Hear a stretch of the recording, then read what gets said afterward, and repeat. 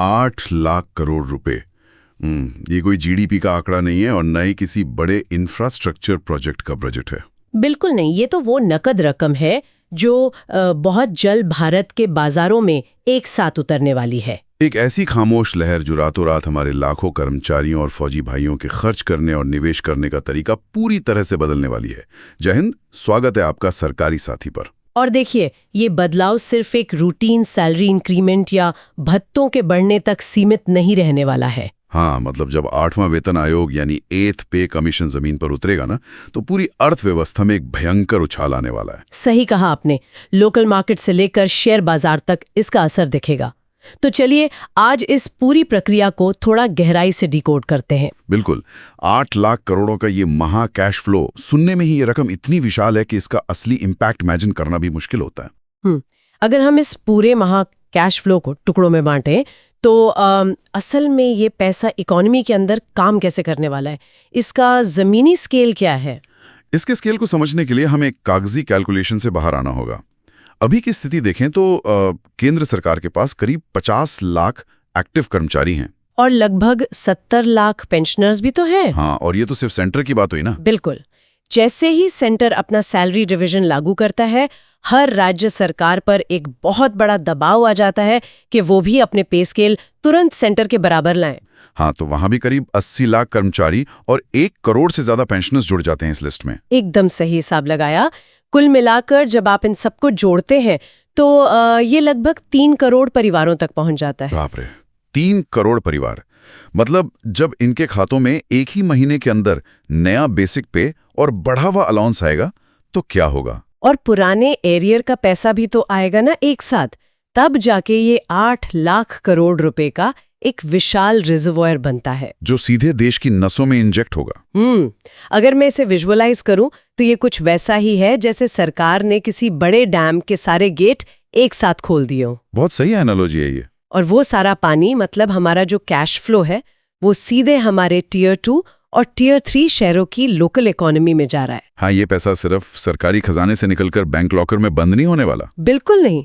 अर्थशास्त्र के नजरिए से देखें तो जब ये लिक्विडिटी बाजार में उतरती है तो इसका एक जबरदस्त मल्टीप्लायर इफेक्ट देखने को मिलता है। एक उदाहरण से समझते हैं इसे। जैसे जब एक रिटायर्ड फौजी भाई अपना एरियर लेकर होम टाउन में घर का रेनोवेशन करवाते हैं तो वो सिर्फ अपना घर नहीं बना रहे होते। हाँ, वो उस ईंट भट्टे के मजदूर की दिहाड़ी पक्की कर रहे हैं और लोकल ठेकेदार को नई लेबर हायर करने का मौका दे रहे हैं। सरकारी साथी को अभी सब्सक्राइब कर लीजिए। और यही वजह है कि 8th पे कमीशन का इंतजार सिर्फ एक सरकारी बाबू या हमारे पूर्व सैनिक ही नहीं कर रहे हैं। हाँ, देश का एक छोटा ऑटोमोबाइल डीलर या कोई लोकल बिल्डर भी अपनी फ्यूचर प्लानिंग इसी को ध्यान में रखकर कर रहा है। यहाँ से हमारी ये चर्चा असल में बहुत दिलचस्प हो जाती है, क्योंकि अगर हमें समझना है कि इस 8वें आयोग से फ्यूचर में कैसा तूफान आने वाला है तो थोड़ा पीछे जाना होगा। इतिहास देखना होगा हमें। हर बार जब पे कमीशन आया है, उसने एक मिडिल क्लास परिवार की पूरी सोच और खर्च करने के पैटर्न को बदल कर रख दिया है। इतिहास इसका बहुत बड़ा गवाह है। अगर हम 1997 के 5वें वेतन आयोग के दौर में जाएं तो हालात आज से बहुत अलग थे। उस समय बेसिक पे में जो बढ़ोतरी हुई थी वो कोई बहुत बड़ी रकम नहीं थी।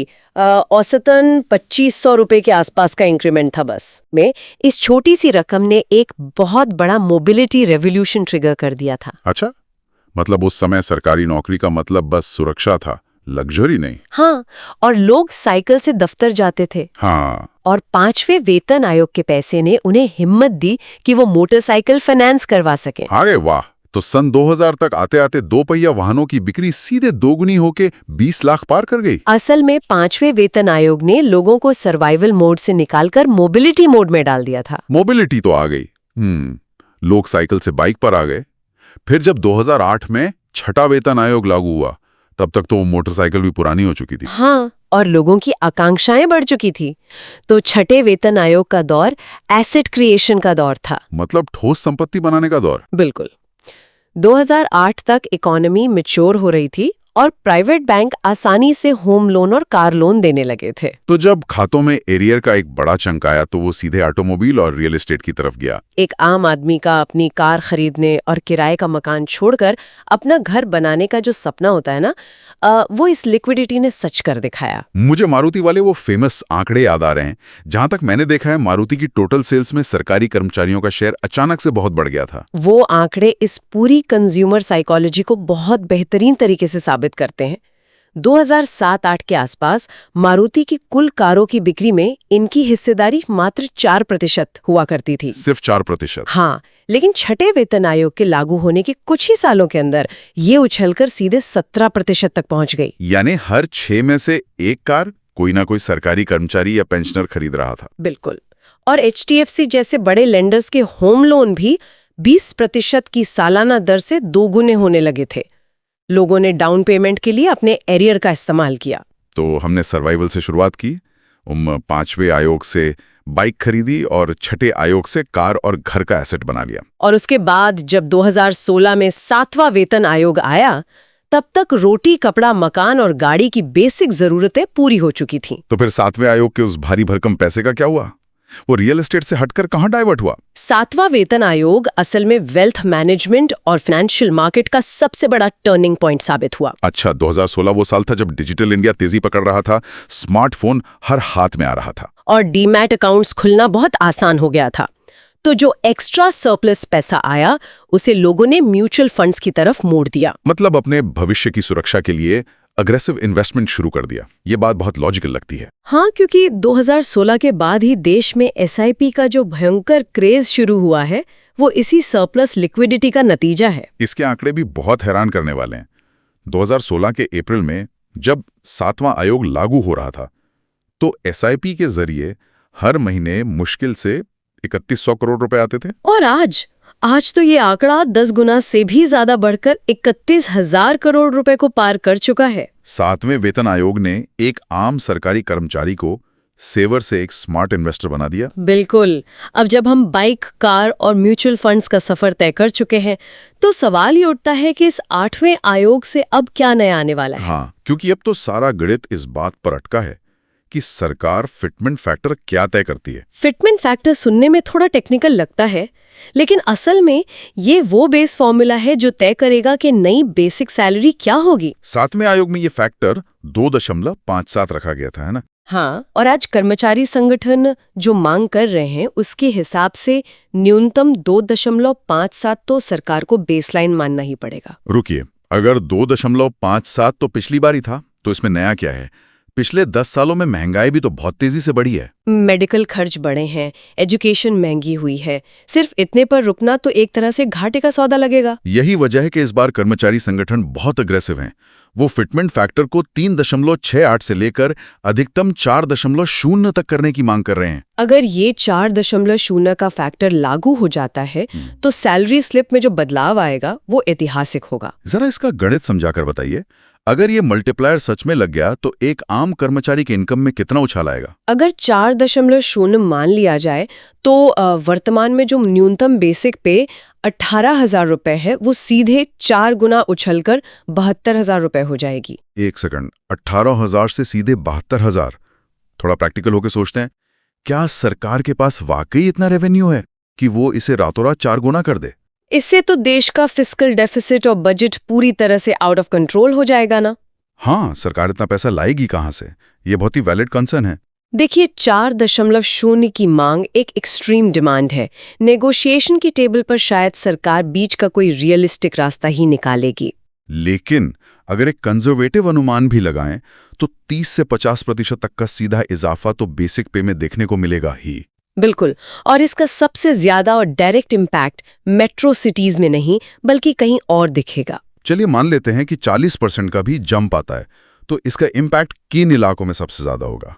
असली गेम चेंजर इम्पैक्ट हमारे टियर 2 और टियर 3 शहरों में होगा।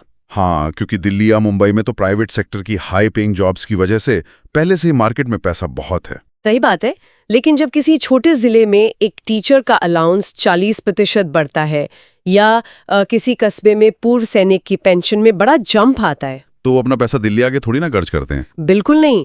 वो अपने ही लोकल मार्केट से टीवी खरीदते हैं, छत पर सोलर पैनल लगवाते हैं और लोकल दुकानों से सामान लेते हैं। मतलब हम शुरुआत में जिस डैम और नहरों की बात कर रहे थे, ये बिल्कुल वही है। हाँ, ये पैसा सीधे जमीनी स्तर के छोटे बिजनेस और एमएसएमई को बूम करेगा। और इसीलिए ये कहना गलत नहीं होगा कि 8वें वेतन आयोग के बाद हमारी इकोनॉमिक ग्रोथ के सबसे बड़े ड्राइवर ये छोटे शहर ही बनने वाले हैं। वहाँ की कंजम्पशन स्टोरी में एक बहुत बड़ा स्पाइक आएगा। अब यहाँ एक और एंगल है जिस पर लोग ध्यान नहीं देते। कौन सा एंगल? आम जनता में एक परसेप्शन है कि वेतन आयोग का मतलब है सिर्फ सरकारी कर्मचारियों की लॉटरी। हाँ, एक प्राइवेट कंपनी में काम करने वाला इंसान यही सोचता है कि मेरा बेसिक पे या डीए थोड़ी ना बढ़ रहा है, मुझे इससे क्या लेना देना। और ये इस पूरी बहस की सबसे बड़ी गलतफहमी है। ये जो महा कैश फ्लो आ रहा है, इसका सीधा असर प्राइवेट सेक्टर की नौकरियों पर भी पड़ेगा। अर्थशास्त्र में इसे रिपल इफेक्ट कहते हैं ना, पर वो काम कैसे करेगा? देखिए, अगर एक फौजी भाई की पेंशन में इजाफा हो रहा है तो किसी सॉफ्टवेयर कंपनी में काम करने वाले को कैसे फायदा होगा, ये समझना जरूरी है। हाँ, वही। दोनों के बीच क्या कनेक्शन है? इसके दो बहुत क्लियर चैनल हैं। पहला है इनडायरेक्ट डिमांड क्रिएशन। जब 3 करोड़ परिवारों के पास अचानक से पैसा आएगा तो वो गाड़ियां खरीदेंगे, घरों का इंटीरियर करवाएंगे, बाहर हॉलिडे पर भी जाएंगे। और इन सारी सर्विसेज को बनाने और बेचने वाले कौन है? प्राइवेट सेक्टर ही तो है। जब डिमांड अचानक से डबल हो जाएगी तो उन कंपनियों को काम संभालने के लिए नए लोगों को हायर करना पड़ेगा। प्राइवेट सेक्टर में नई नौकरियां जनरेट होंगी, और जब प्रॉफिट मार्जिन बढ़ेगा तो वो बेहतर इंक्रीमेंट भी दे पाएंगी। ये तो बेसिक डिमांड और सप्लाई वाली बात हो गई। क्या कोई डायरेक्ट पॉलिसी लेवल कनेक्शन भी है जिससे प्राइवेट कंपनियों पर अपनी सैलरी बढ़ाने का दबाव बढ़े?